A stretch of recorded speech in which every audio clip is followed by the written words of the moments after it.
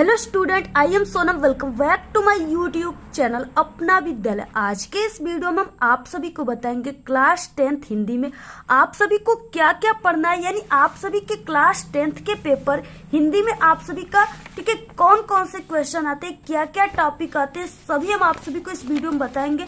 और आप सभी के क्लास 10th हिंदी में ठीक है आने वाले यानी पूरे किताब के सबसे महत्वपूर्ण प्रश्न कौन से हैं जो आप सभी के बोर्ड एग्जाम में इस बार 100% गारंटी बिल्कुल पक्का आएगा। और यहाँ पे हम आप सभी को पूरे उत्तर के साथ बताएंगे और आप सभी को ठीक है हिंदी के पेपर के जितने भी क्वेश्चन होते हैं उसके आंसर आपको लिखना कैसे है जिससे आपको 100% गारंटी पूरे के पूरे नंबर मिलेंगे। ठीक है, वो तरीका हम आप सभी को इस वीडियो में बताएंगे।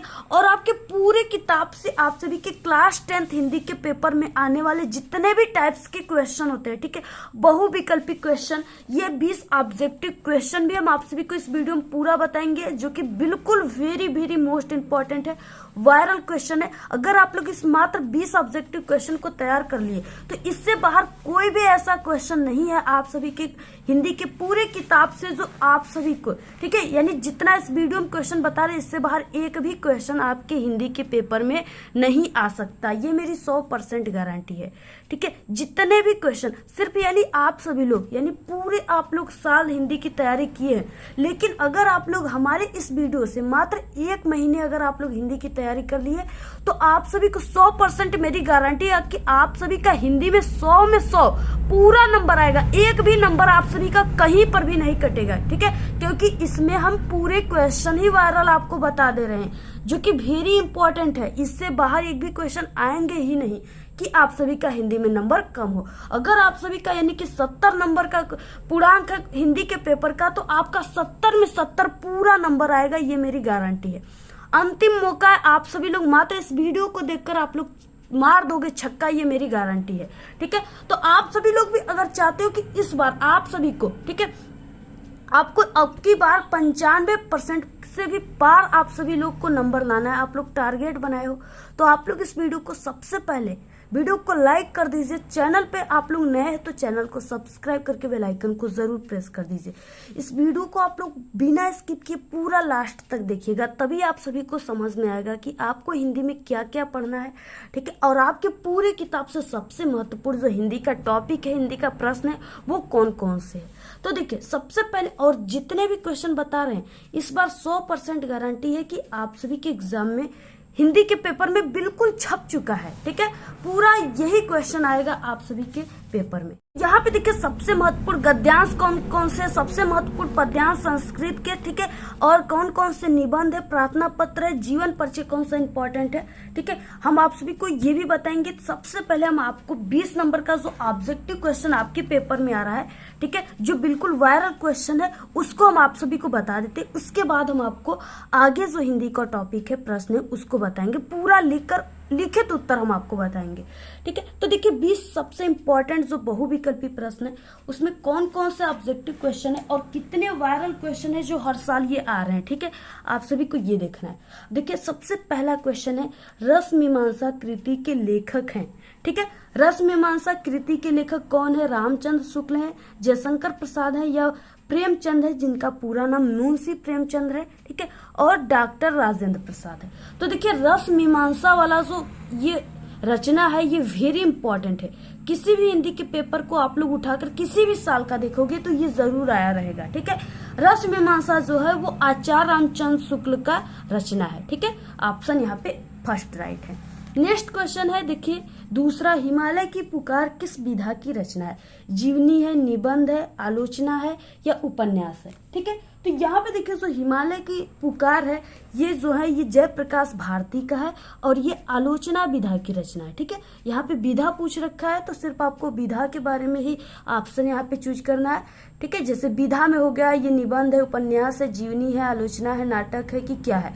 तो यहाँ पे जो हिमालय की पुकार है ये जयप्रकाश भारती जो कि आप सभी के ठीक है गद्यांश के न्यू चैप्टर हैं, यानी पहले चैप्टर थे बट ये क्या हुआ 30% में कम हो गया था, लेकिन इस बार आपको पूरा चैप्टर पढ़ना है। तो यानी ये किसका है, जयप्रकाश भारती का आलोचना है। नेक्स्ट तीसरा क्वेश्चन क्या है, हिंदी साहित्य में शुक्ल युग की समय सीमा है, कौन सा है? 4 ऑप्शन रहेगा। 1919 से 1920 ईस्वी, 1919 से 1938 ईस्वी, 1925 से 1937 ईस्वी, 1919 से 1940 ईस्वी। ठीक है, तो यहाँ पे शुक्ल युग का समय सीमा पूछ रखा है। तो शुक्ल युग का जो समय सीमा है वो 1919 से 1938 है। बहुत ही वायरल क्वेश्चन है, यानी ये समय सीमा वाला क्वेश्चन आपके पेपर हिंदी में कम से कम 3 क्वेश्चन आप लोग तैयार कर लीजिए। ठीक है, आप लोग के यानी 2 क्वेश्चन जरूर आएंगे। नेक्स्ट है चौथा क्वेश्चन, बिहारी की रचना है। क्या है? सिद्धराज है, ठीक है, रस कलश है, बिहारी सतसई है या बावरा अहेरी है। तो बिहारी की रचना बिहारी सतसई है। ऑप्शन यहाँ पे सी राइट है। अब देखिए नेक्स्ट क्वेश्चन क्या है। इसके बाद नेक्स्ट क्वेश्चन है 5वां, कौन सी रचना जयशंकर प्रसाद की नहीं है? आपको ये ध्यान में रखना है, आपको पहले क्वेश्चन ध्यान से पढ़ना है कि रचना कौन सी नहीं है पूछ रखा है। ठीक है नहीं पूछा है, नहीं है। तो कामयानी, ठीक है, अजातशत्रु, झरना, साकेत। तो कामयानी तो है, ठीक है, अजातशत्रु भी है, जयशंकर प्रसाद का नाटक है, कामयानी इनका महाकाव्य है। बाकी यहाँ पे झरना है, ठीक है, ये इनकी रचना है। और यहाँ पे जो ये साकेत है ये मैथिली शरण गुप्त की रचना है, ये जयशंकर प्रसाद की रचना नहीं है। ठीक है, तो ऑप्शन यहाँ पे डी राइट है। नेक्स्ट क्वेश्चन क्या है? 6वां, विचार विधि किसकी निबंध संग्रह है? ठीक है, पंडित बालकृष्ण भट्ट की, प्रताप नारायण मिश्र की, महादेवी वर्मा की या आचार्य रामचंद्र शुक्ल की? तो जो विचार विधि है ये आचार्य रामचंद्र शुक्ल की, ठीक है, रचना है। ऑप्शन यहाँ पे डी राइट है। देखिए जितने भी आप सभी के चैप्टर दिए हुए हैं ना आपके हिंदी में, गद्यांश और पद्यांश के, तो आप लोग जब उनके जीवन परिचय याद करने जाओगे तो उसी के नीचे जीवन परिचय के आपके बुक में या क्वेश्चन बैंक में, ठीक है, रचना दिया रहता है। तो आप लोग जिनका जीवन परिचय याद, यानी जितने भी चैप्टर आपके हिंदी के पेपर में दिए हुए हैं किताब में, आप लोग उन सभी के जीवन परिचय को याद कीजिए, यानी उनका नाम जो लेखक है और उनके नीचे जितने भी रचना है उसको याद कर लीजिए। और आप लोग ऐसे याद कीजिए, यानी कि आप लोग विचार विधि किसकी रचना है ये भी याद कर लीजिए कि हाँ आचार्य रामचंद्र शुक्ल की है। विचार विधि किस विधा की रचना है, तब ये निबंध की है। ठीक है, ये वाला भी, यानी 2 तरीके से आप लोग रचनाओं को जरूर याद कर लीजिए। और आपके हिंदी के जो किताब है ना उसी के गद्यांश और पद्यांश से रिलेटेड जो जितने भी कवि लेखक हैं उन्हीं से रिलेटेड रचना आता है, इससे बाहर एक भी रचना नहीं आता है। ठीक है, अगर आप लोग तैयार कर लीजिए विधा और लेखक की रचना तैयार कर लिए तो आपका बिल्कुल 10 नंबर तो पक्का हो जाएगा ऑब्जेक्टिव क्वेश्चन में। नेक्स्ट है यहाँ पे रामचरितमानस किसकी रचना है? अब देखिए सूरदास की है, तुलसीदास की, रसखान की या कबीर की? तो रामचरितमानस जो है वो किसकी रचना है? तुलसीदास की है, जिनका पूरा नाम गोस्वामी तुलसीदास है, जो आपके चैप्टर में भी दिए हुए हैं। ठीक है, नेक्स्ट है 8वां, मुंशी प्रेमचंद द्वारा संपादित पत्रिका है।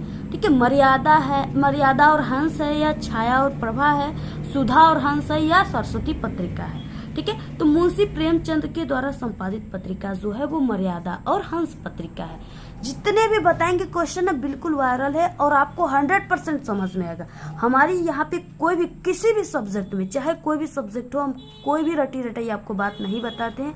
जो भी बताएंगे वो समझा कर बताएंगे और आपको 100% समझ में भी आएगा वो टॉपिक। नेक्स्ट है यहाँ पे 9वां क्वेश्चन, झूठा सच किस विधा की रचना है? देखिए यहाँ पे भी विधा पूछ रखा है और ये बहुत ही वायरल क्वेश्चन है। ठीक है, तो झूठा सच किस विधा की रचना? नाटक है, कहानी, उपन्यास है, आत्मकथा, आलोचना है, जीवनी है या क्या? और ये जो झूठा सच है, ठीक है, ये यशपाल का क्या है? उपन्यास है। ठीक है, तो यहाँ पे ऑप्शन सी वाला ऑप्शन राइट है।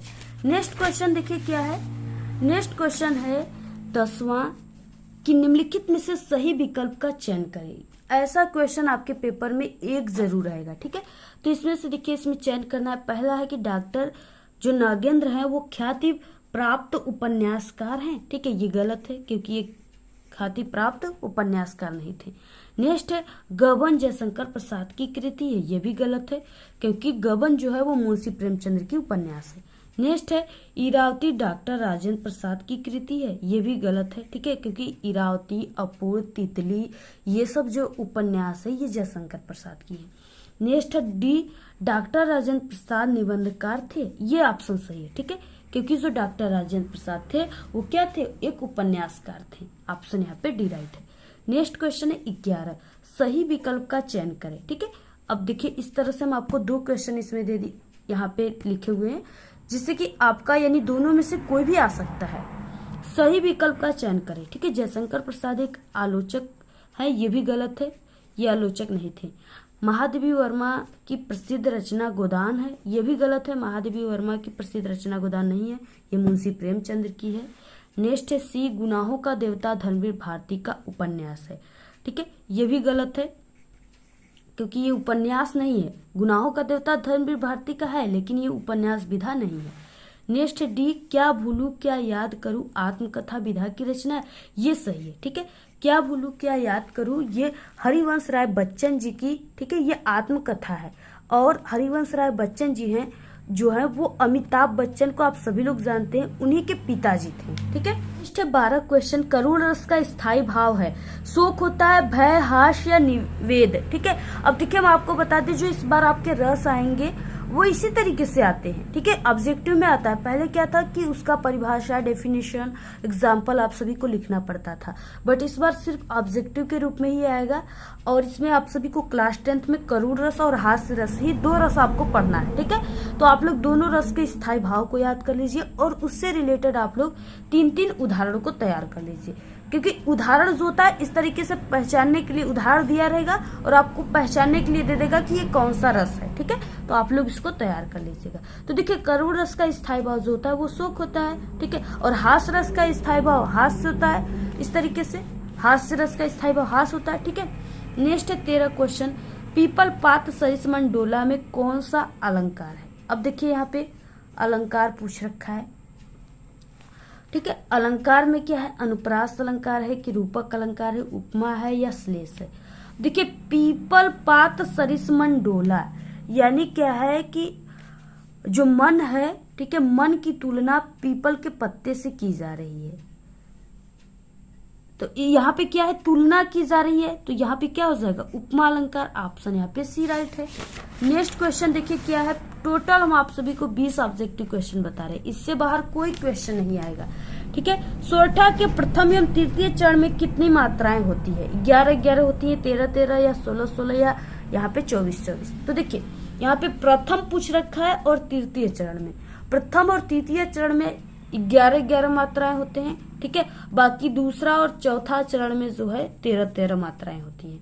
तो यहाँ पे पूछ रखा है सिर्फ प्रथम और तृतीय, तो यहाँ पे ऑप्शन ए राइट है। और आपको देखिए छंद में आपको सोरठा और रोला छंद क्लास 10th में पढ़ना है, दोनों से रिलेटेड आप लोग मात्राओं को याद कर लीजिए और एग्जाम्पल को याद कर लीजिए। नेक्स्ट है 15, अपमान शब्द में कौन सा उपसर्ग लगा है। देखिए बात आती है उपसर्ग की। ठीक है, और यहाँ पे वर्ड दिया है अपमान। उपसर्ग का मतलब कि जो भी यहाँ पे वर्ड दिया है यहाँ पे, ठीक है, इसमें आगे कौन से शब्द लगे, यानी उपसर्ग का मतलब कि आगे लगने वाले शब्द। अब इसमें आगे कौन से शब्द लगे हैं, यहाँ पे उपसर्ग अप लगा हुआ है। ठीक है, और इसमें हम मान जोड़ दिए तो एक नई वर्ड बन गया अपमान। ठीक है, तो यहाँ पे आगे लगने वाले वर्ड को ही उपसर्ग कहते हैं। तो अप लगा है तो इसमें उपसर्ग क्या हो जाएगा, अप। तो ऑप्शन यहाँ पे राइट है। नेक्स्ट क्वेश्चन क्या है 16, राजा और रानी में कौन सा समास है। अब देखिए दिगु है, कर्मधारय है, द्वंद्व है या बहुव्रीहि। अब हम आपको बता दें कि राजा और रानी, ठीक है, यहाँ पे क्या है और है, जहां भी जिस वर्ड में इस तरीके से यहाँ पे और शब्द की लोप हो जाए वहां पे द्वंद्व समास होता है। ठीक है, जैसे माता पिता, माता और पिता, तो ये क्या हो गया, द्वंद्व समास बन गया क्योंकि और शब्द का उसके बीच में लोप है। तो इस तरीके से यहाँ पे हो गया द्वंद्व। ठीक है, जहां पर भी ऐसे और आ गया आप लोग बिना सोचे द्वंद्व समास मार दीजिए, 100% आपका राइट हो जाएगा। नेक्स्ट क्वेश्चन क्या है 17, कुआं का तत्सम है। ठीक है, आप लोग देखिए वीडियो को स्किप मत कीजिएगा और पूरा लास्ट तक वॉच करोगे तभी आप सभी का हिंदी में 100 में 100 पूरा नंबर आएगा। ठीक है, पूरा आपको लास्ट तक देखना है क्योंकि जितना वीडियो, ठीक है, लास्ट होता जाएगा उतने ही आपको इम्पोर्टेंट चीज मिलती जाएगी, इसलिए आप लोग पूरा लास्ट तक देखिएगा।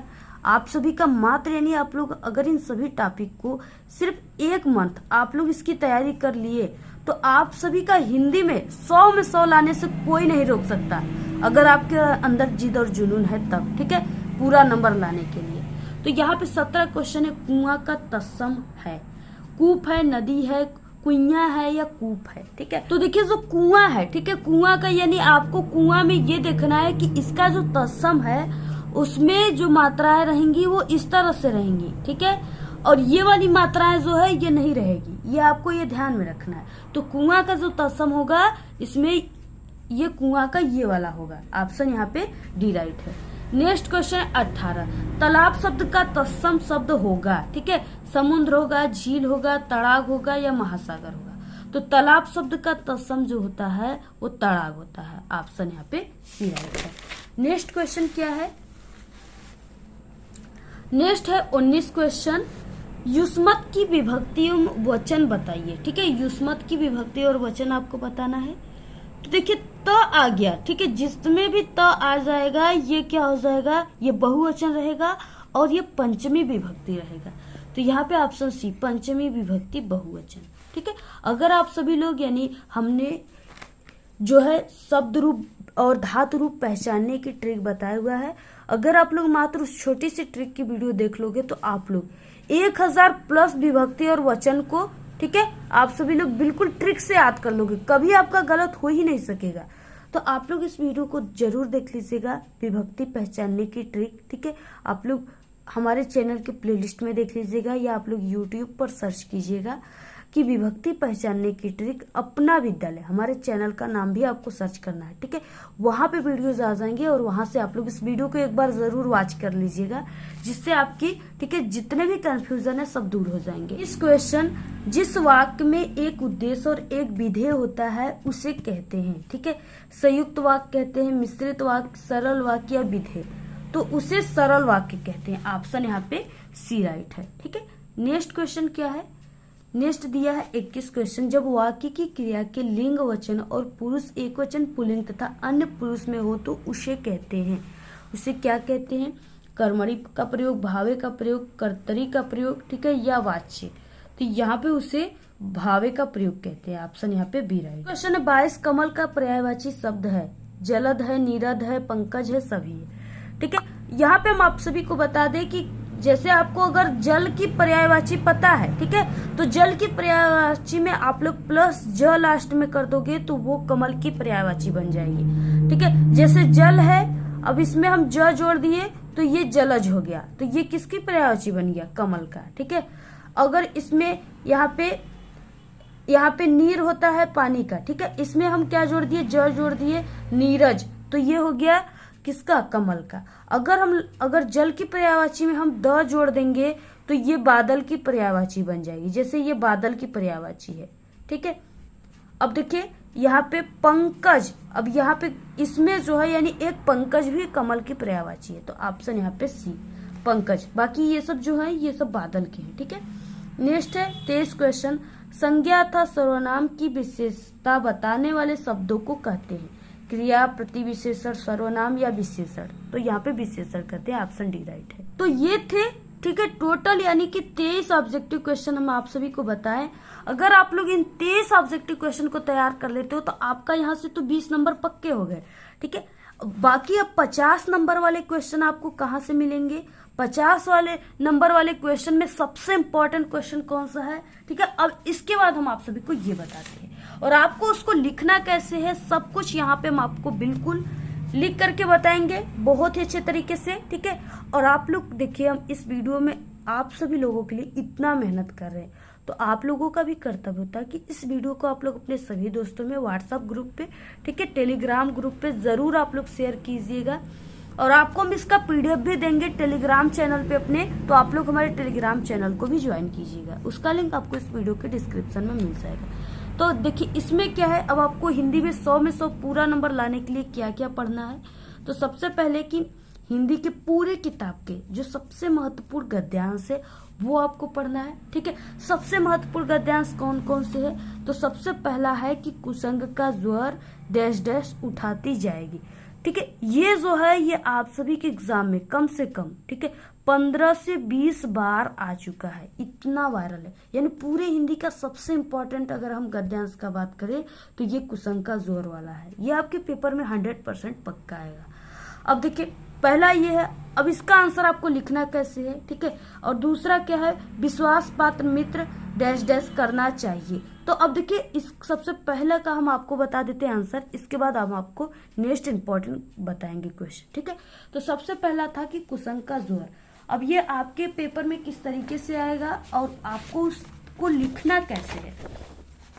तो देखिए आप सभी का जो खंड ब है वर्णनात्मक प्रश्न, इसमें ये क्वेश्चन आएगा, ठीक है। 21 नंबर पे आप लोग कह सकते हो कि ये 6 नंबर का क्वेश्चन आता है, ठीक है। इस तरीके से दिया रहेगा। कुसंग का जोर सबसे भयानक होता है। ये केवल नीति और सद्वृत्ति का ही नाश नहीं करता बल्कि बुद्धि का भी क्षय करता है। किसी हुआ पुरुष की संगति यदि बुरी होगी तो वह उसके पैरों में बंधी चक्की के समान होगी जो उसे दिन दिन अवनति के गड्ढों में गिराती जाएगी, और यदि अच्छी होगी तो वो सहारा देने वाले बाहु के समान होगी जो उसे निरंतर उन्नति की पथ पर उठाती जाएगी, यानी उन्नति के पथ पर उठाती जाएगी, ठीक है। इस तरीके से अब देखिए इसमें 3 क्वेश्चन रहेंगे, पर क्वेश्चन 2-2 नंबर का रहेगा, ठीक है। यानी ये जो आप सभी के पेपर में, ठीक है, यहाँ पे ये जो आएगा गद्यांश, ये कितने नंबर का आएगा, 6 नंबर का, ठीक है। 6 नंबर में आएंगे। 2 गद्यांश दिए रहेंगे, इसमें अथवा करके दिया रहेगा, ठीक है। आपको जिस क्वेश्चन का आंसर तीनों का काफी अच्छे तरीके से याद है, आप लोग उसी गद्यांश को हल कीजिएगा। तो देखिए इसमें सबसे पहला है जो उसी को हम हल करते हैं, ठीक है, कुसंग का जोर, जो काफी इंपॉर्टेंट है। तो सबसे पहले इसमें क्या है, संदर्भ लिखने के लिए क्वेश्चन में दिया है। तो अब आपको देखिए लिखना कैसे है। सबसे पहले आपको खंड ब लिखना है, वर्णनात्मक प्रश्न लिखना है, ठीक है। इसके बाद प्रश्नोत्तर संख्या जो भी है आप लोग को यहाँ पे लिख देना है। प्रश्नोत्तर संख्या 21, ठीक है। क कर रहे हैं तो क लिखिए, ख कर रहे हैं तो ख लिखिए। इसके बाद देखिए ये गद्य है, तो सबसे पहले आपको गद्य लिखना है और आपको इस पैसेज का क्या करना है, यानी कि आपको आगे के 2 वर्ड डैश डैश करके, फर्स्ट के 2 वर्ड और डैश डैश करके लास्ट के 2 वर्ड लिखना है। कुसंग का जोर डैश डैश उठाती जाएगी, ठीक है। तो यहाँ पे हमने लिख दिया कुसंग का जोर डैश डैश उठाती जाएगी। इसके बाद पहले क्वेश्चन अ में क्या था, अ में था यहाँ पे संदर्भ लिखने के लिए आपको सबसे पहले अ लिख करके संदर्भ लिखना है, ठीक है। इसमें आपको संदर्भ को किस तरीके से लिखना है, टॉपर कैसे लिखते हैं जिससे उनको पूरे के पूरे नंबर मिलते हैं, ठीक है। तो यहाँ पे आपको क्या करना है, यानी संदर्भ में आपको पाठ का नाम, लेखक का नाम लिखना होता है। तो प्रस्तुत गद्यांश, ये गद्यांश है, तो गद्यांश हमारी पाठ्य पुस्तक हिंदी, ठीक है, गद्य खंड में संकलित मित्रता नामक पाठ से लिया गया। इसके लेखक आचार्य रामचंद्र शुक्ल है। यानी आपको ऐसे लिखना है संदर्भ। अगर आप लोग ऐसे लिखोगे तभी आपको 2 नंबर मिलेंगे।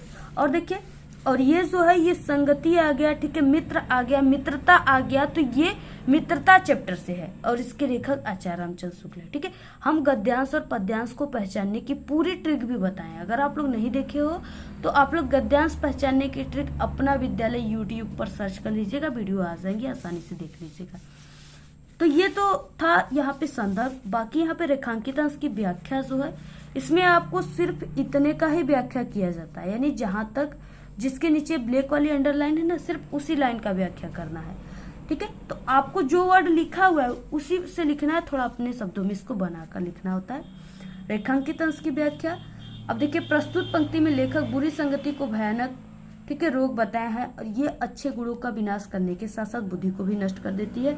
किंतु अगर अच्छी संगति मिल जाए तो बुरी संगति में पड़ा व्यक्ति गर्त से निकलकर क्या करता है, प्रगति के पथ पर चलने लगता है। तो इस तरीके से हो जाएगा। ये 2 क्वेश्चन थे। अब इसके बाद थर्ड क्वेश्चन का आंसर कैसे लिखना है, इसका स्क्रीनशॉट ले लीजिए आप लोग पहले, ठीक है। थर्ड क्वेश्चन यानी सब क्वेश्चन में एक यहाँ पे, ठीक है, क्वेश्चन है जिसका आंसर आपको इसी में से ढूंढकर लिखना होता है। जैसे कुसंग का व्यक्ति के जीवन पर क्या प्रभाव होता है, तो देखिए कुसंग, ठीक है, यहाँ पे कुसंग है तो कुसंग से लेकर के करता है, यहाँ तक क्या हो गया, इसका आंसर हो गया। आप लोग इसको भी लिख सकते हो या आप लोग इसको अपने शब्दों में भी बना सकते हो थोड़ा बहुत। जैसे कुसंग का प्रभाव, ठीक है, वहां पे भयानक दिया है तो आप लोग भयानक का ही एक वर्ड विनाशकारी है तो आप लोग विनाशकारी लिख सकते हो। और ये अच्छे गुणों का विनाश करने के साथ साथ बुद्धि को भी नष्ट कर देती है। तो ये हो गया तीसरे क्वेश्चन का यानी सब क्वेश्चन का आंसर। तो ऐसे आप सभी को क्या करना है, इसका आंसर लिखना है, ठीक है। इसी तरीके से आप लोग लिखोगे तभी आपको पूरे के पूरे 6 नंबर मिलेंगे। यही तरीका से अगर आप लोग इससे चेंज लिखोगे तो आपको पूरे 6 नंबर नहीं मिलेंगे, 5-4 नंबर मिलेंगे, ठीक है। तो जैसे हमने बताया, जो तरीका हमने बताया उसी तरीके से आपको लिखना है। नेक्स्ट तीसरा, विश्वास पात्र मित्र, ठीक है, डैश डैश करना चाहिए। और थर्ड है मित्र का कर्तव्य डैश डैश धोखा न होगा। ठीक है, तो ये जो तीनों है, जो तीनों इंपॉर्टेंट यहाँ पे गद्यांश है, ये मित्रता पाठ से हैं और इसके लेखक आचार्य रामचंद्र शुक्ल है। ठीक है, ये दोनों को हम पहले से भी इसका आंसर बता चुके हैं, आप लोग वीडियो देख लीजिएगा, हिंदी के प्लेलिस्ट में हमारे चैनल पे अवेलेबल है। या आप सभी लोग ठीक है इसको तैयार भी कर लीजिएगा और नेक्स्ट वीडियो में भी इसका सॉल्यूशन भी आ सकता है। नेक्स्ट है यहाँ पे संदर्भ, और देखिए आपको संदर्भ लिखने के लिए आएगा, रेखांकित अंश की व्याख्या और एक प्रश्न आएगा, जैसा कि हमने आपको बताया। नेक्स्ट है यहाँ पे देखिए दूसरा, यानी कि हे भगवान डैश डैश बना रही है और रोहतास दुर्ग डैश डैश कहाँ अंत था। ठीक है, तो ये जो दोनों गद्यांश है ये ममता पाठ से है और इसके लेखक जो है जयशंकर प्रसाद हैं, जो कि वेरी इंपॉर्टेंट है, आप लोग इसको बिल्कुल रट लीजिए, इससे बाहर नहीं आएंगे। नेक्स्ट है यहाँ पे जो तरुण संसार रहता है। ठीक है, जो तरुण संसार डैश डैश रहता है, हिंदी में प्रगतिशील डैश डैश सुहावने होते हैं। ठीक है, तो ये क्या लिखूं से है, जिसके लेखक हैं पद्मलाल पुन्नालाल बख्शी। देखिए हम यहाँ पे पाठ का नाम, लेखक का नाम भी आपको बता देते हैं, आप लोग इसको बुक से, क्वेश्चन बैंक से भी तैयार कर सकते हो। ठीक है, और ये जो है यानी ये क्या लिखूं जो है पद्मलाल पुन्नालाल बख्शी का काफी इंपॉर्टेंट है, तो आप लोग ये दोनों गद्यांश को तैयार कर लीजिएगा।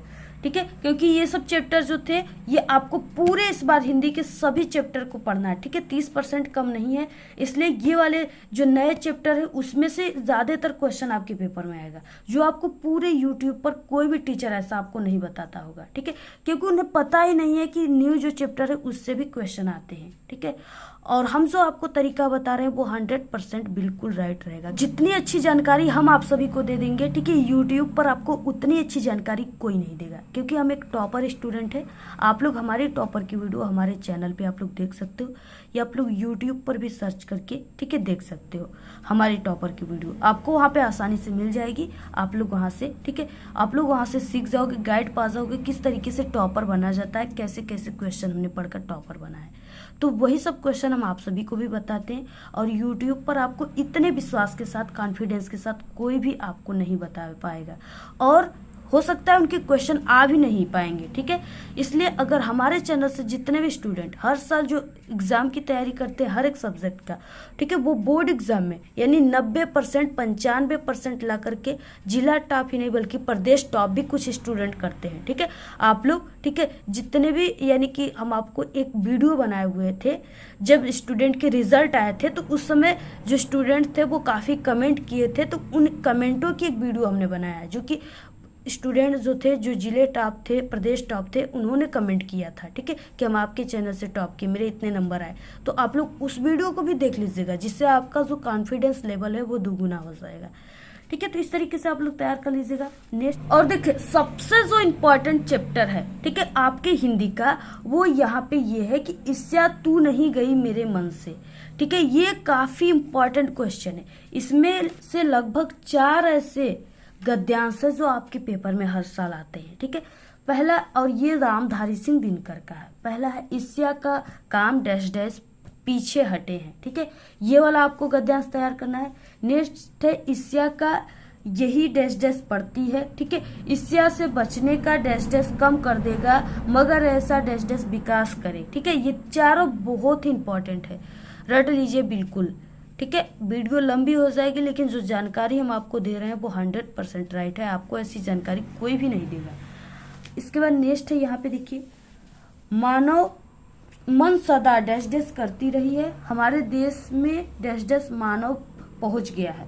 ये जो लेखक है इनके, ये जयप्रकाश भारती हैं। ठीक है, पाठ का नाम पानी में चंदा और चांद पे आदमी है। ये भी यानी ये सब न्यू चैप्टर है, और सबसे ज्यादा न्यू चैप्टर से ही क्वेश्चन आएंगे, तो आप लोग इसको तैयार कर लीजिएगा। नेक्स्ट आता है यहाँ पे दूसरे नंबर पे सबसे महत्वपूर्ण पद्यांश। ठीक है, ये भी 6 नंबर का आता है। कितने नंबर का? 6 नंबर का। अब देखिए इसमें पहला दिया है अभिगत गति डैश डैश सगुन पद गावे। ठीक है, पहला ये दिया है, और दूसरा है निर्गुण कौन डैश डैश मति नासी, और ये जो है ये पद से है। ठीक है, पद के सुर सागर से है, और यहाँ पे कवि जो है वो सूरदास जी हैं। अब देखिए आपको लिखना कैसे है, पूरा हम आपको लिखने का तरीका यहाँ पे भी बताते जा रहे हैं। जिससे आप लोग इसको लिख के ठीक है अच्छे नंबर लाइए हिंदी में। तो सबसे पहले देखिए यहाँ पे जो पद्यांश है ठीक है वो पूरा पद्यांश क्या है। अभिगत गति कछु कहत न आवे, ज्यों गूगे मीठे फल को रस अंतर्गत ही भावे। ठीक है, परम स्वाद सबकी सुनिरंतर, अमित तोष उपजावे, मन बानी को अगम अगोचर, सो जाने जो पावे, रूप रेख गुण जाति जुगति, ताते सुर सगुन पद गावे। इस तरीके से ये दिया रहेगा।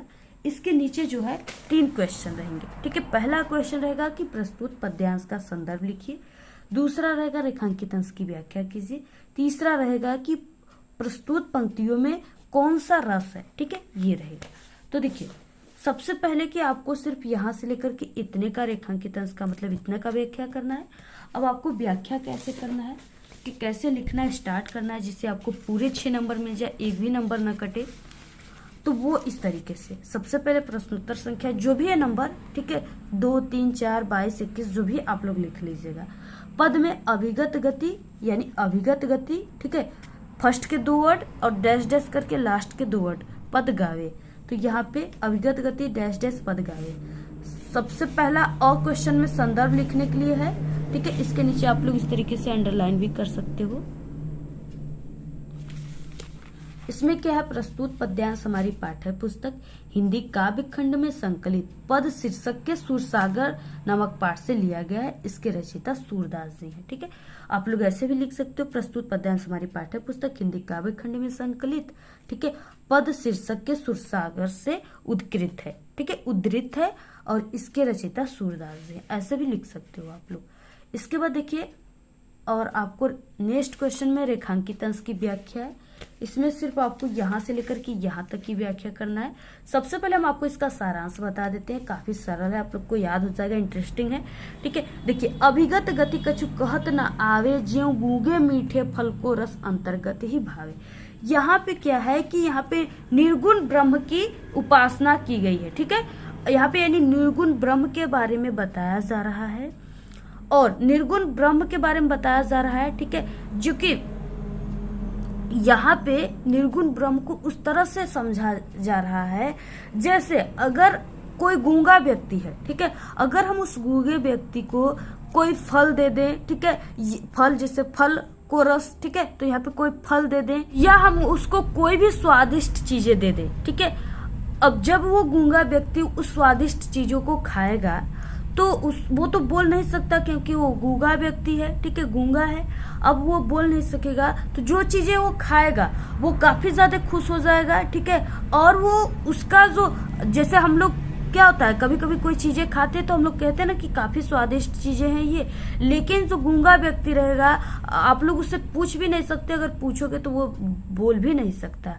वो यानी कि वो कितना भी स्वादिष्ट चीजें खा ले लेकिन वो अपने जबान से अपने मुंह से कभी भी नहीं कह सकता कि ये फल इतना स्वादिष्ट था। ठीक है, सिर्फ वो उसका रस अंदर ही अंदर अपने, ठीक है, उसका परम स्वाद का आनंद वो अपने मन में ही ले सकता है, वो दूसरों से इसे कह नहीं सकता क्योंकि वो बोल नहीं सकता। ठीक है, वही यहाँ पे निर्गुण ब्रह्म को उसी तरीके से बताया गया है। अब देखिए, निराकार ब्रह्म, निराकार या निर्गुण, ठीक है, निराकार ब्रह्म की सत्ता अज्ञात है, यानी ये भी क्या है, अज्ञात है, इसको भी बताया नहीं जा सकता है, इसके बारे में शब्दों में उसका वर्णन नहीं किया जा सकता। जिस प्रकार गूंगा व्यक्ति मीठे फल के रस को भीतर ही भीतर प्राप्त करता है, उसे फल का रस तो मिलता है, बहुत मजे से वो खाता है। ठीक है, लेकिन क्या है कि उसे परम संतोष भी मिलता है, किंतु वो वाणी से व्यक्त नहीं कर सकता कि ये चीजें इतनी स्वादिष्ट थी। ऐसे आपको लिखना है। देखिए जैसे हमने लिखा है ना, आपको उसी तरीके से हम आपको इसका स्क्रीनशॉट ले लीजिए आप लोग, उसी तरीके से आप सभी को ऐसे ही पूरा लिखना है। नेक्स्ट क्वेश्चन था कि इसमें प्रस्तुत में पंक्तियों में कौन सा रस है। ठीक है, अब देखिए, ये निराकार ब्रह्म की उपासना की गई है, यानी यहाँ पे एक भक्ति के रूप में यहाँ पे सूरदास जी जो हैं ये भक्ति रस का यहाँ पे वर्णन किया है। इसमें आपको पूरा भक्ति मिलेगा, तो ये यहाँ पे जो रस रहेगा वो भक्ति रस ही रहेगा। तो उक्त पंक्तियों में भक्ति रस का प्रयोग किया गया। सवाल क्वेश्चन का आंसर आपको ऐसे लिखना है, तो स्क्रीनशॉट ले लीजिए, आपको ऐसे ही पूरा लिखना है। अब इसके बाद देखिए नेक्स्ट क्या है जो काफी इंपॉर्टेंट है। नेक्स्ट है यही निर्गुण कौन मतिनासी, ठीक है, ये वाला है। तो आप लोग इसका भी तैयार कर लीजिएगा। हम पहले से भी बता चुके हैं, हमारे चैनल पे 3 हिंदी के वायरल मॉडल पेपर की भी वीडियो आ गई है, आप लोग उन पेपर को भी तैयार कर लीजिएगा। ठीक है, तो ये सूरसागर से है पद के, और ये सूरदास के द्वारा लिखा गया। संदर्भ इसमें आएगा, रेखांकित अंश की व्याख्या, और यहाँ पे प्रश्न एक आएगा। नेक्स्ट है इसमें देखिए, रानी में जानी अनजानी डैश डैश दिए हैं। ठीक है, और पूर्ते निक्सी जल डैश डैश जल चुए। ठीक है, तो ये जो है ये गोस्वामी तुलसीदास का है, ये धनुष बंग, ठीक है, वन पथ से लिया गया है। इसको भी तैयार कर लीजिएगा, बहुत इंपॉर्टेंट फर्स्ट वाला है ये। नेक्स्ट देखिए क्या है क्वेश्चन।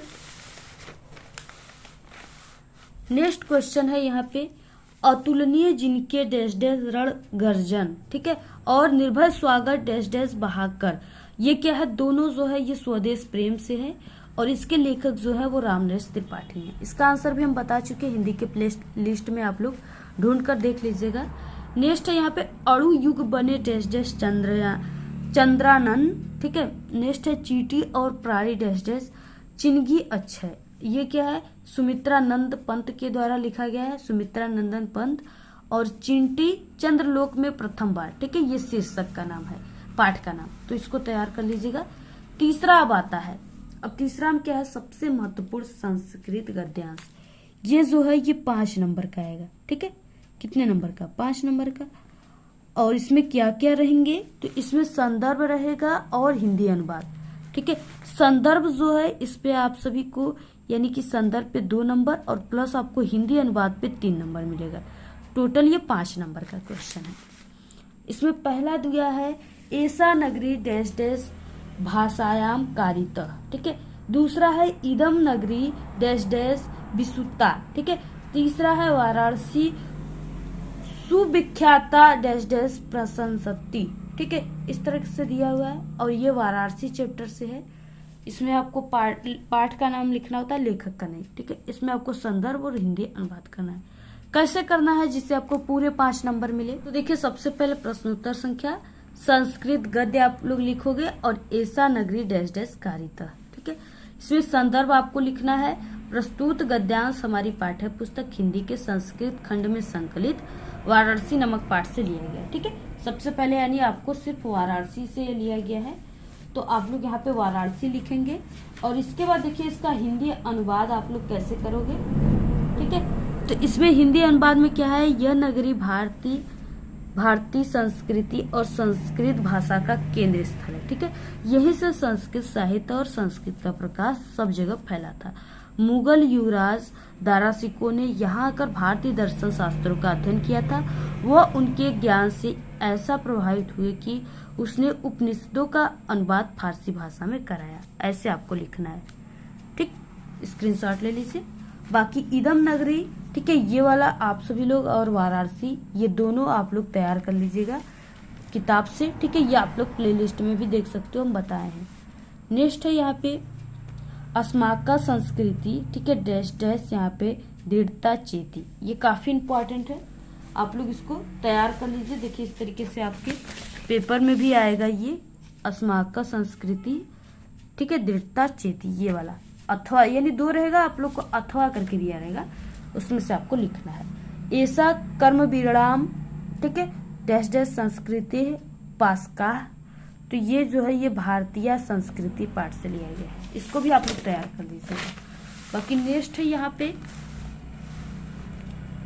एकदा, ठीक है, बहव डैश डैश दास्यामः, ये वाला, और नागरिक बहुकालम, ठीक है, डैश डैश दत्तान। ये क्या है, प्रबुद्धो ग्रामीण पाठ से है, आप लोग इसको तैयार कर लीजिएगा। नेक्स्ट है चौथा, अब देखिए चौथा टॉपिक आता है पद्यांश, जो कि संस्कृत का इंपॉर्टेंट पद्यांश है। ठीक है, और ये 5 नंबर का आता है।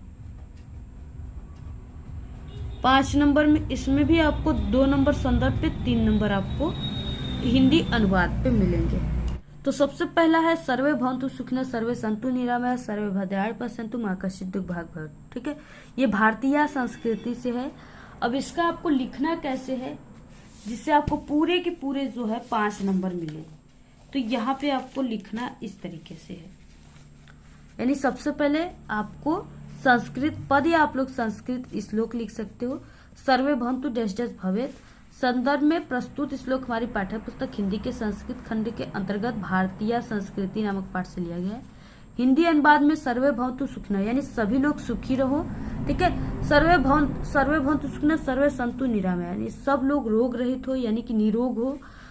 सर्वे यानी सर्वे भवन्तु सुखिनः सर्वे सन्तु निरामयाः सर्वे भद्राणि पश्यन्तु।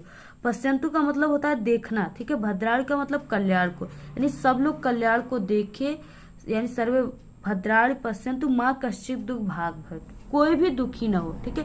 अर्थात इस पंक्ति में, इस श्लोक में सभी के कल्याण की कामना की गई है। नेक्स्ट है नीर क्षीर डैश डैश कह, ठीक है।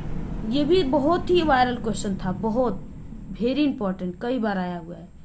ये हम आप सभी के, ठीक है, हर साल आने वाले पेपर से, ठीक है, क्वेश्चन बैंक से और आपके पूरे किताब से, अलग अलग प्रकाशन से, सभी से काफी मेहनत से हम यहाँ पे आपको, ठीक है, और 5 सालों से एक्सपीरियंस जो है हमें, जो आपके हिंदी में 10th के ऑल सब्जेक्ट में क्वेश्चन आते हैं, सभी एक्सपीरियंस के साथ हम आपको बता रहे हैं। ये सब बिल्कुल वायरल क्वेश्चन है, तो ये वाला, ठीक है, आप लोग तैयार कर लीजिएगा। ये अनुक्ति विलासा चैप्टर से है। नेक्स्ट है मानम हित्वा डैश डैश सुखी भवेत्, ठीक है, जीवन सूत्राणी चैप्टर से है, तैयार कर लीजिए बिल्कुल आप लोग। अब्दो दुर्गामी डैश डैश सपंडित, ये भी प्रबुद्धो ग्रामीण पाठ से पत्र वाला, तो आप लोग इसको तैयार कर लीजिए। नेक्स्ट है 5वां क्वेश्चन। सबसे पहले 5वां क्वेश्चन कितने नंबर का आता है, तो ये 5 नंबर का ही आएगा, ठीक। 3 नंबर आपको जीवन परिचय पर, 2 नंबर आपको रचना पर मिलेगा। इसमें सबसे इम्पोर्टेंट लेखक का जीवन परिचय में सबसे पहले कौन है, आचार्य रामचंद्र शुक्ल हैं, ठीक है, जो वेरी इंपॉर्टेंट, आप लोग इसको रट लीजिएगा। और सबसे पहले आपको देखिए हम बता देते हैं कि इसको आपको लिखना कैसे है जिससे आपको पूरे नंबर मिलेंगे, ठीक है। तो यहाँ पे जो नंबर है, जो भी नंबर रहेगा आप लोग यहाँ पे लिख दीजिएगा, ठीक है। सबसे पहले आपको इस तरीके से हेडिंग डालना है जीवन परिचय, ठीक है। हिंदी के प्रमुख साहित्यकार आचार्य रामचंद्र शुक्ल का जन्म 1884 ईस्वी में बस्ती जिले के अगोना नामक ग्राम में हुआ था, ठीक है। और आपको जो इम्पोर्टेंट चीज है, जैसे जीवन परिचय यानी जन्म इनका, ठीक है, पिता का नाम, माता का नाम, मृत्यु इनकी, इसको आपको काले पेन से लिखना है। तो 1884 ईस्वी में बस्ती जिले के अगोना नामक ग्राम में हुआ था। इनके पिता का नाम चंद्रवली शुक्ल था तथा माता का नाम विभासी था, ठीक है। अगर आपको माता का नाम याद है तो आप लोग लिखिए, नहीं याद है तो सिर्फ पिता का ही लिखिए। इनकी प्रारंभिक जो शिक्षा थी वो हमीरपुर में हुई थी। 1921 ईस्वी में मिर्जापुर के मिशन स्कूल से इन्होंने हाई स्कूल की परीक्षा उत्तीर्ण की थी, ठीक है। और गणित में कमजोर, यानी ये गणित में फेल हुए थे, इनकी गणित अच्छी नहीं थी, मैथ, तो गणित में कमजोर होने के कारण इंटर की परीक्षा नहीं दे सके।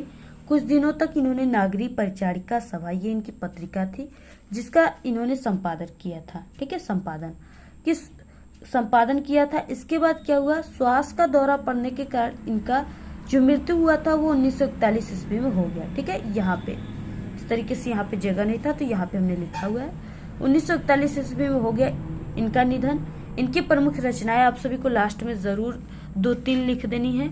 रसमीमांसा, चिंतामणि, त्रिवेणी, विचार भी थी, ठीक है, क्योंकि 2 नंबर आपको रचनाओं पर ही मिल रहे हैं, तो आपको ऐसे लिखना, पूरा जीवन परिचय आपको इसी तरीके से लिखना है। इसके बाद नेक्स्ट है दूसरा, देखिए जयशंकर प्रसाद का है, ठीक है।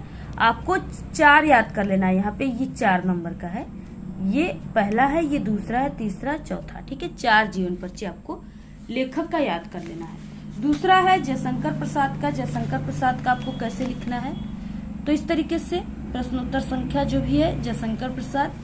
और देखिए एक तरीका है बॉक्स बनाकर लिखना, जो कि एक टॉपर की तरीका होती है, क्योंकि जो एग्जामिनर टीचर होते हैं वो सिर्फ आपके इसी बॉक्स को देखकर ही आपको नंबर देते हैं, क्योंकि उनको इतना पढ़ने का टाइम नहीं होता है कि वो पूरे के पूरे आपके जीवन परिचय को पढ़े, ठीक है। इसलिए आपको बॉक्स बनाकर लिखना है और जितने भी इम्पोर्टेंट चीजें हैं वो आपको बॉक्स में ही लिखना है।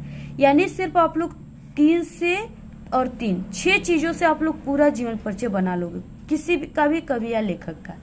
तो वो है नाम में जयशंकर प्रसाद। जन्म आपको लिखना है 1889 ईस्वी। और देखिए इनके जन्म में मतभेद है, ठीक है, यानी 1889 भी आप लोग लिख सकते हो। अगर आपको 1890 आप लोग लिख रहे हो, आपको याद है, तो आप लोग 1890 भी लिख सकते हो, यानी दोनों इनका लिखा जाता है जन्म।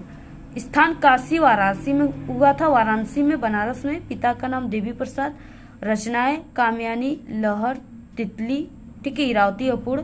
मृत्यु 1937 ईस्वी में हो गया। जीवन परिचय में इस तरह से लिखना है। को जीवन परिचय में कैसे लिखना है? जयशंकर प्रसाद का जन्म काशी के एक प्रतिष्ठित वैश्य परिवार में सन 1889 ईस्वी, या आप लोग 1890 भी लिख सकते हो, ठीक है। 1890 ईस्वी में हुआ था। इनके पिता का नाम देवी प्रसाद तथा माता का नाम मुन्नी देवी था। बचपन में ही पिता का मृत्यु हो जाने के कारण जयशंकर प्रसाद की प्रारंभिक शिक्षा घर पर ही हुई। घर पर ही इन्होंने हिंदी, संस्कृत, उर्दू, फारसी, ठीक है, भाषा का गहन अध्ययन किया। इनका बचपन तो सुख से बीता, किंतु बाद में इन्हें अत्यधिक कठिनाइयों का सामना करना पड़ा। इनका जीवन बड़ा ही संघर्षशील था, क्योंकि अल्पावस्था में इनके पिता का जो है, ठीक है, छाया इनके सर से चला गया था, जिससे घर की पूरी जिम्मेदारी इनके ऊपर आ गई थी, जिससे इनके ऊपर इनको काफी ज्यादा कठिनाइयों का सामना करना पड़ा और इनका जीवन भी बड़ा ही संघर्षशील हो गया। अल्पावस्था में ही क्षय रोग से ग्रस्त होने के कारण सन 1937 ईस्वी में ये स्वर्ग सिधार गए, ठीक है, भगवान को प्यारे हो गए। इसके बाद रचनाएं में है कामयानी, लहर, तितली, झरना इत्यादि। ये सब रचनाएं आपको लास्ट में लिख देना है। बाकी यहाँ पे रामधारी सिंह दिनकर और डॉक्टर भगवत सराय, ठीक है, इनके दोनों आप सभी को हमारे चैनल पे मिल जाएगा, आप लोग देख लीजिएगा। काफी इंपॉर्टेंट है, 4 याद कर लिए, इससे बाहर कोई नहीं आएगा, मेरी गारंटी है। नेक्स्ट है कवि गोस्वामी तुलसीदास, सुमित्रानंद पंत, सूरदास, महादेवी वर्मा, ठीक है। तो गोस्वामी तुलसीदास का जो जीवन परिचय वो आपको कैसे लिखना है, इस तरीके से आपको, ठीक है, जो भी नंबर है आपको लिखने के बाद तुलसीदास आपको यहाँ पे लिख देना है, गोस्वामी तुलसीदास बॉक्स यहाँ पे बना लेना है। इसमें आपको गोस्वामी तुलसीदास, और देखिए हम आपको बता दें कि अगर आप लोग गोस्वामी तुलसीदास का जो इनका जन्म है वो क्लियर नहीं है, क्योंकि ये लोग संत थे, ठीक है, कहाँ जन्मे हैं, कब जन्मे हैं, इसके बारे में कितने कवि विद्वान मत दिए हैं, लेकिन अलग अलग सबका मत है। इसलिए आपको यानी जहाँ पर गूगल पे या आपको बुक में, किताब में जो भी लिखा हुआ है, ठीक है, उसी को आपको सही मानना है। इनका कोई आपको, ठीक है, इनका 1554 बताएगा, कोई 1532 वगैरह बताएगा, यही सब, यानी कि इसमें मतभेद है, कोई क्लियर अभी तक नहीं हुआ है, ठीक है। तो यहाँ पे जन्म इनकी संवत 1554 ईस्वी में हुआ था। और देखिए अगर आप लोग संवत में लिख रहे हो तो आपको संवत में लिखना है, जन्म मृत्यु दोनों। अगर आप लोग इनका, ठीक है, सन में लिख रहे हो तो आपको सन में लिखना है, जन्म मृत्यु दोनों। ये नहीं कि जन्म आप लोग संवत में लिख दिए, मृत्यु आप लोग को सन में लिख दिए, ऐसा आपको नहीं करना, गलत हो जाएगा। स्थान राजापुर बांदा।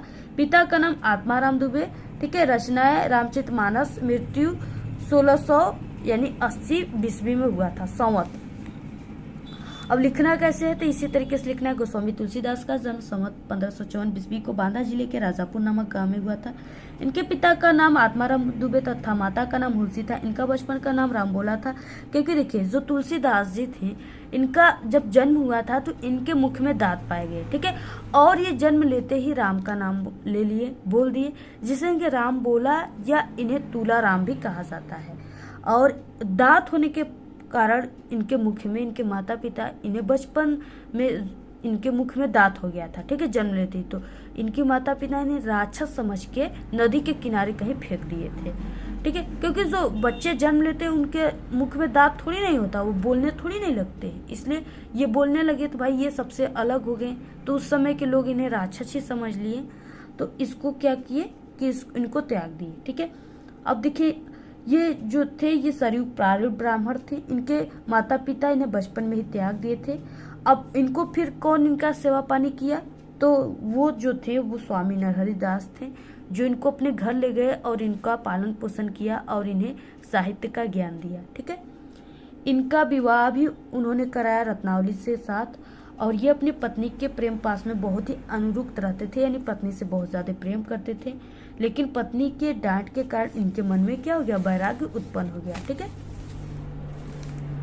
और ये काशी चले गए। इनका जीवन काशी, अयोध्या और चित्रकूट में अधिक बीता है। इनकी मृत्यु जो थी वो संवत 1680 ईस्वी काशी के 80 घाट पर हुई, ठीक है।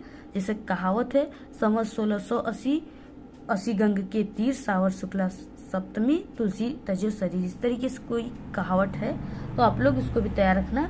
रचनाएं रामचरितमानस, विनय पत्रिका, गीतावली, ठीक है, यही सब है। देखिए काफी थक चुके हैं, लेकिन हम आप सभी को बता रहे हैं क्योंकि हमें बहुत ज्यादा समय हो गया बोलते बोलते। नेक्स्ट यहाँ पे सुमित्रा नंदन पंत, सूरदास, महादेवी वर्मा, ठीक है। तीनों हमारे चैनल पे पूरे चारों थे, ठीक है, चारों हमारे चैनल पे है। आप लोग प्लेलिस्ट भी हमने बनाया है, आप लोग हमारे चैनल के प्लेलिस्ट में आइएगा, वहां से आप लोग हिंदी के 10th हिंदी और 12th हिंदी, ठीक है, दोनों है, तो आप लोग उसमें से सुमित्रा नंदन पंत का, सूरदास का, महादेवी वर्मा का जीवन परिचय देखकर तैयार कर लीजिएगा। या आप लोग यूट्यूब पर भी सर्च करोगे हमारे चैनल का नाम यानी कि सुमित्रा नंदन पंत का जीवन परिचय अपना विद्यालय, तो वहाँ पे हमारी वीडियोज आ जाएंगी। सूरदास का जीवन परिचय अपना विद्यालय, तो वहाँ पे भी आ जाएंगी। महादेवी वर्मा उसका भी आ जाएगा, ठीक है। तो आप लोग ऐसे तैयार कर लीजिएगा। बाकी नेक्स्ट क्या है टॉपिक, इसके बाद नेक्स्ट आ गया 6वां, जो कि श्लोक है, जो कि 2 नंबर का आपके पेपर में आएगा। और अगर आप लोग 3 श्लोक याद कर लिए तो आप सभी का एक जरूर पक्का आएगा, ठीक है, क्योंकि 2 जो श्लोक होते हैं ये आपके संस्कृत का जो पद है उसमें दे देता है, ठीक है, श्लोक वाला में उसका संदर्भ अनुवाद लिखना होता है। और बाकी एक तो नहीं ना देगा, क्योंकि 2 जो दिया रहेगा उसको आपको नहीं लिखना है, उसमें बोला रहता है कि जो इस प्रश्न पत्र में आया उसको नहीं लिखना है, ठीक है। तो उसमें आप लोग ये वाला याद कर लीजिए, अब्दो दीर्घामी च साक्षरो न च पंडित अमुख स्फुट वक्ता च यो जानती स पंडित, ठीक है, ये वाला याद कर लीजिए। सर्वे भवन्तु सुखिनः सर्वे सन्तु निरामया सर्वे भद्राणि पश्यन्तु मा कश्चित् दुःख भाग् भवेत्, ये वाला तैयार कर लीजिए। नेक्स्ट है मानम हित्वा प्रियो भवति क्रोधम हित्वा न सोचती, ठीक है, यही सब है, आप लोग तीनों को याद कर लीजिए, इससे बाहर कुछ नहीं आएगा। 2 नंबर तो बिल्कुल पक्का हो गया। नेक्स्ट आ गया 7वां क्वेश्चन, संस्कृत के महत्वपूर्ण प्रश्न, ये 2+2, ठीक है, ये 4 नंबर का आपके एग्जाम में आएगा। 4 क्वेश्चन दिए रहेंगे, सिर्फ आपको 2 क्वेश्चन ही करना है, 2-2 नंबर का। कुत्र मरणम मंगलम भवति, ठीक है, तो यहाँ पे हो जाएगा वाराणस्याम मरणम मंगलम भवति। नेक्स्ट है बहुत जितने भी है ना सभी वायरल क्वेश्चन है, इससे बाहर कोई क्वेश्चन संस्कृत का नहीं आएगा, क्योंकि जितना वायरल था सभी हम आपको इस वीडियो में ही बता दे रहे हैं। दूसरा है चंद्रशेखर क आसीत, चंद्रशेखर एक प्रसिद्ध क्रांतिकारी देशभक्त च आसीत, ठीक है। तीसरा क्या है, देखिए आप लोग वीडियो को जरूर शेयर कीजिएगा, जिससे हम इतना मेहनत कर रहे हैं, तो आप लोग अब शेयर करोगे, लाइक करोगे, कमेंट करोगे अच्छी अच्छी प्यारी प्यारी, तो मुझे, ठीक है, यानी मुझे ये लगेगा कि नहीं हमने इतना मेहनत किया तो किसी का यानी स्टूडेंट्स का लाभ हुआ, ठीक है, पढ़े, इनको तैयार किए और स्टूडेंट्स भी हमारे ठीक बातों को माने, वो अपने फ्रेंडों में इसको शेयर किए। तो आप लोग इसको जरूर शेयर कीजिएगा। और ऐसे ही अगर आपको क्लास 10th की किसी भी सब्जेक्ट का इंपॉर्टेंट टॉपिक की पूरी किताब के सबसे इंपॉर्टेंट क्वेश्चन चाहिए तो आप लोग जरूर कमेंट एक बार कर दीजिएगा, हम आपको तुरंत वीडियो प्रोवाइड करा देंगे। अगर आप लोग किसी भी सब्जेक्ट में कमजोर हो, जैसे मैथ, इंग्लिश, ये सब साइंस वगैरह हो गया, तो हमारे चैनल पे बिना पढ़े सभी विषय में पास होने की भी ट्रिक है। आपको इसी वीडियो के लास्ट में प्लेलिस्ट दिखेंगी, ठीक है, जिसमें पूरी की पूरी वीडियो भरी हुई है, उसी पर क्लिक करके आप लोग देख लीजिएगा। और हिंदी की कॉपी कैसे लिखे इस पे भी वीडियो है, आप लोग जरूर विजिट करके चैनल पे देख लीजिएगा। और डेली आप लोग पढ़ाई कीजिए, आपके पास समय बिल्कुल नहीं है, समय निकल जाएगा, आप लोग बहुत पछताओगे, इसीलिए समय रहते ही अगर आप लोग समय के बारे में सोचकर आप लोग समय की कीमत करने लगे तो आप लोग, ठीक है, एक टॉपर स्टूडेंट जरूर बन जाओगे। वाराणसी कस्या नद्या कूले स्थिता, वाराणसी गंगाया कूले स्थिता, ठीक है। नेक्स्ट है भारतीय संस्कृत मूलम किम अस्ति, तो विश्वस्य श्रेष्ठा ईश्वर एक एवं अस्ति इति भारतीय संस्कृत मूलम अस्ति। नेक्स्ट क्वेश्चन क्या है, नेक्स्ट है पदेन बिना किम दूरम याति, ठीक है, तो यानी कि बिना पैरों का कौन दूर दूर तक जाता है, तो पदेन बिना पत्रम दूरम याति, ठीक है, पत्र जो बिना पैरों से लेकर लोग जाते हैं, ठीक है, किसी भी प्रकार का पत्र है लोग उसे हाथों में हाथ लेकर जाते हैं, ठीक है, और उसको पैर नहीं होता है, वो चल के किसी के पास नहीं जाता है। नेक्स्ट क्वेश्चन है ज्ञानम कुत्र संभवति, तो ज्ञानम जो है वो सर्वत्र संभवति, ठीक है, जहां पर भी ज्ञानी लोग रहेंगे वहां पर ज्ञान संभव रहेगा। नेक्स्ट है यहाँ पे वीर केन पूज्यते, तो ये पाठ का ही नाम है, वीर वीरल पूज्यते। नेक्स्ट है पुरुराजा क आसित, तो पुरुराजा एक भारत वीर आसित। पुरुराजा केन स युद्धम अकरोत, तो पुरुराजा अलछेंद्रेण स युद्धम अकरोत, ठीक है, इतना तैयार कर लीजिए, 4 नंबर बिल्कुल पक्का है। 8वां में आ गया पत्र लेखन, जो कि सबसे महत्वपूर्ण है, 4 नंबर का पेपर में बिल्कुल न्यू क्वेश्चन है। 3 याद कर लीजिए, इसमें से एक भी इससे बाहर नहीं आएंगे। पहला है आकस्मिक अवकाश हेतु अपने प्रधानाचार्य को एक पत्र लिखिए। ठीक है, लिखना कैसे है आप सभी को, तो यहाँ पे हम आपको लिखने का भी तरीका बता देते हैं, जिससे आपका पूरे के पूरे आपको 4 नंबर मिले, एक भी नंबर ना कटे, वो तरीका हम आपको यहाँ पे बता देते हैं। सबसे पहले पत्र लेखन, प्रश्नोत्तर संख्या जो भी है सभी को ये लिखना किसको है, प्रधानाचार्य जी को लिखना है आकस्मिक अवकाश हेतु छुट्टी के लिए। तो सेवा में कावा श्रीमान प्रधानाचार्य जी कावा। ठीक है, यहाँ पे अपनी कॉलेज का नाम लिखना है, जो भी कॉलेज का नाम है, आप लोग किसी भी कॉलेज का लिख सकते हो तो लिख लीजिएगा। ठीक है, जैसे हमने यहाँ पे कोई भी कॉलेज लिख दिया है। विषय आकस्मिक अवकाश हेतु महोदय कामा सविनय निवेदन है कि आज मेरे घर पर एक अति आवश्यक कार्य होने के कारण मैं दिनांक, जो भी दिनांक है यहाँ पे आपको दिनांक लिख देना है, को कॉलेज आने में असमर्थ हूँ, अतः आपसे विनम्र निवेदन है कि एक दिन की आकस्मिक अवकाश प्रदान करने की कृपा करें। धन्यवाद। दिनांक जो भी आप लोग को लिख देना है, आपका आज्ञाकारी शिष्य या शिष्या क ख ग, क्योंकि एग्जाम में आपको नाम नहीं लिखना है, इसलिए आप लोग क ख ग क्लास जो भी आप लोग लिख लीजिएगा। बाकी यहाँ पे शहर की सफाई हेतु तो अपने शहर के मुख्य नगर अधिकारी को आपको पत्र लिखना है। ठीक है, तो ये जो है हम पहले से भी बता चुके, आप लोग हमारे चैनल पे विजिट करके भी देख सकते हो। बाकी यहाँ पे भी हम आप सभी को बता ही देते हैं, आप लोग इसको भी स्क्रीनशॉट लेकर इसको तैयार कर लीजिएगा। ठीक है, यहाँ पे इस तरीके से सफाई के लिए प्रार्थना पत्र है, यहाँ तक आप लोग पूरा स्क्रीनशॉट लेकर तैयार कर लीजिएगा। उसके बाद यहाँ से, ठीक है, अतः आपसे विनम्र निवेदन है, यहाँ से लेकर के पूरा आप लोग तैयार कर लीजिएगा, जरूर आएगा आपके पेपर में। कि एक क्वेश्चन तीसरा है, अपने मित्र को अपने बड़े भाई के विवाह में जो है सम्मिलित होने के लिए आपको निमंत्रण पत्र देते हुए एक पत्र लिखना है।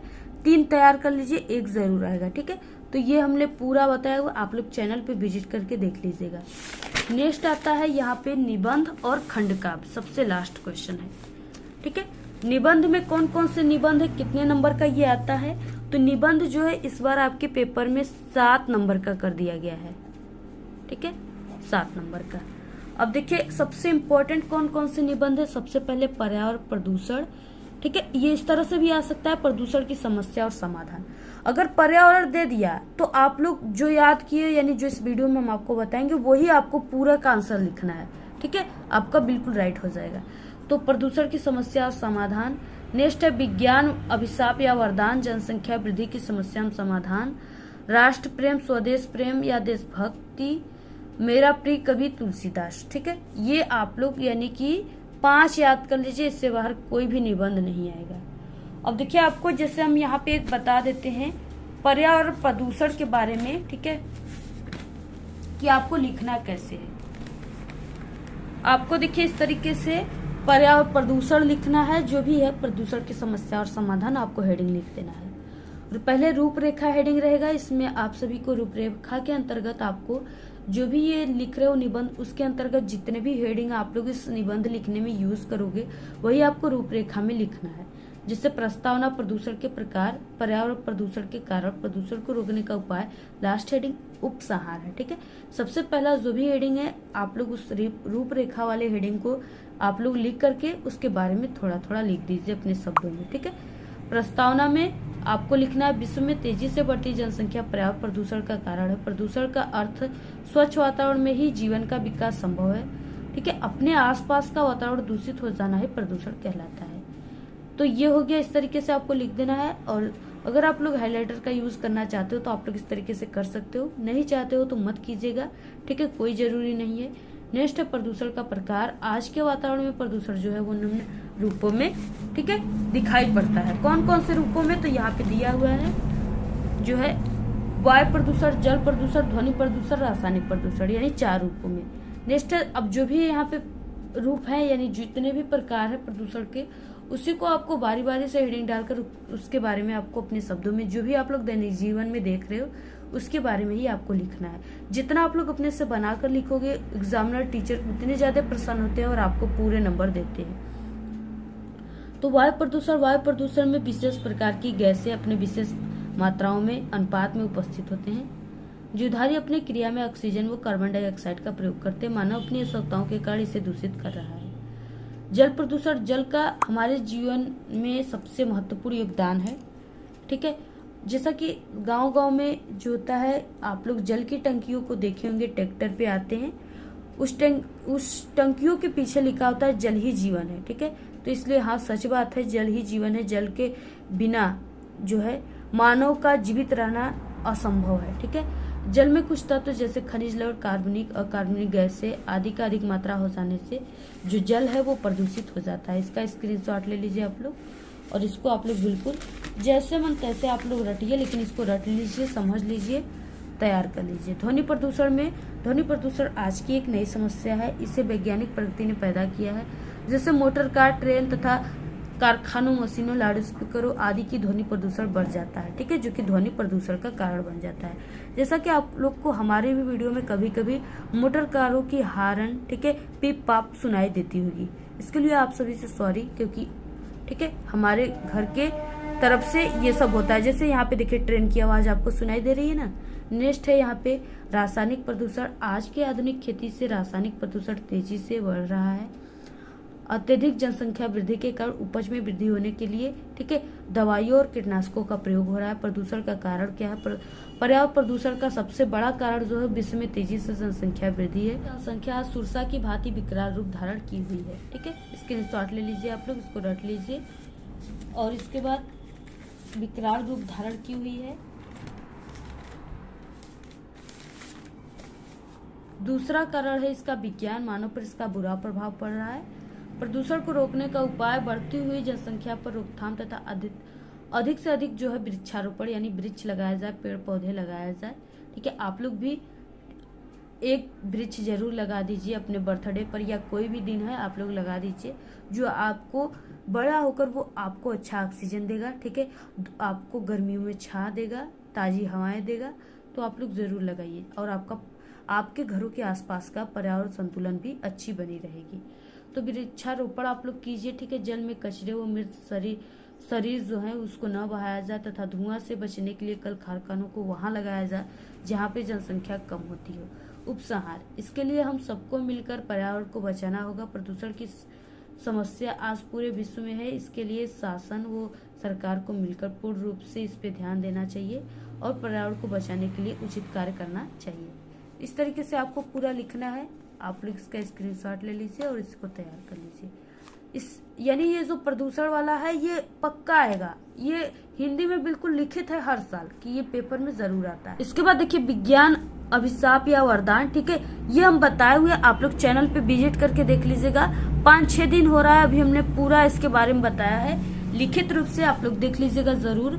जनसंख्या वृद्धि की समस्या में समाधान। ठीक है, ये भी चैनल पे प्लेलिस्ट में आप लोग देख लीजिएगा। राष्ट्र प्रेम, स्वदेश प्रेम या देशभक्ति, इसकी वीडियो आने वाली बहुत जल्दी। और मेरे प्रिय कवि, इसका हम बना चुके, आप लोग देख लीजिएगा।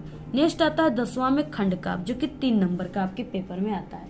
ठीक है, खंड काव्य जो होता है ये जिला वाइज होता है, यानी ये जिले के हिसाब से आता है और कई दिया रहेगा जिसमें से आपको सिर्फ एक ही क्वेश्चन का आंसर इसमें से करना होता है। जैसे मुक्ति दूत हो गया, ठीक है, 3 नंबर का रहेगा।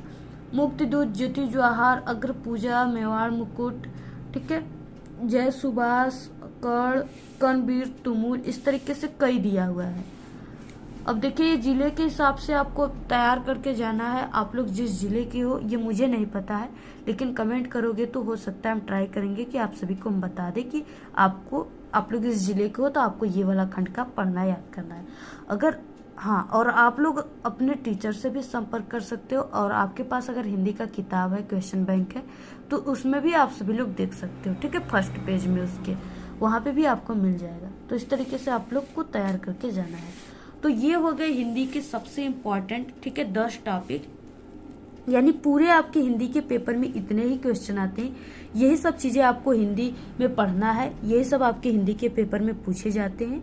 तो आप लोग जरूर इस पूरे टॉपिक को तैयार कर लीजिएगा, जितने भी यहाँ पे हम बताए हैं। आप लोग से जो भी है 1 महीने में, 1.5 महीने में हो जाएगा तैयार। ठीक है, तो आप लोग उसको जरूर कर लीजिए। टारगेट बनाइए, जितने भी क्वेश्चन है आप लोग 2-3 क्वेश्चन डेली तैयार कीजिए, जिससे आपका 1 महीने में तैयार हो जाएगा आप लोग। ठीक है, इससे बाहर हिंदी में कुछ नहीं आएगा, इसलिए आप लोग इसको तैयार कर लीजिए। इसके बाद हमारे चैनल पे 3 हिंदी के मॉडल पेपर भी हैं, उसको भी आप लोग तैयार कर लीजिएगा। ठीक है, जो कि बिल्कुल न्यू पैटर्न पे आधारित है। और बाकी हमारे चैनल पे डेली हिंदी के इंपॉर्टेंट क्वेश्चन आते हैं, सभी के सॉल्यूशन, जितने भी क्वेश्चन हैं, ऑब्जेक्टिव क्वेश्चन आते हैं। तो आप लोग डेली वीडियो को देखिए और 10th की संपूर्ण तैयारी हमारे चैनल पे कराई जाती है। अभी आप लोग चैनल को सब्सक्राइब कीजिए, डेली वीडियो को देखिए। आप लोग इस बार 100% बोर्ड एग्जाम में बिल्कुल टॉपर बनोगे, ठीक है। और इस वीडियो को आप लोग अपने सभी दोस्तों में जरूर शेयर कीजिएगा और अच्छी अच्छी प्यारी प्यारी कमेंट जरूर कीजिएगा। तो आज के इस वीडियो में सिर्फ इतना ही। आपको ये वीडियो कैसा लगा? अगर वीडियो पसंद आए तो एक बड़ा सा लाइक कर दे, चैनल पे नए तो सब्सक्राइब करके बेल आइकन को जरूर प्रेस कर दे। Thanks, all the very best, bye bye.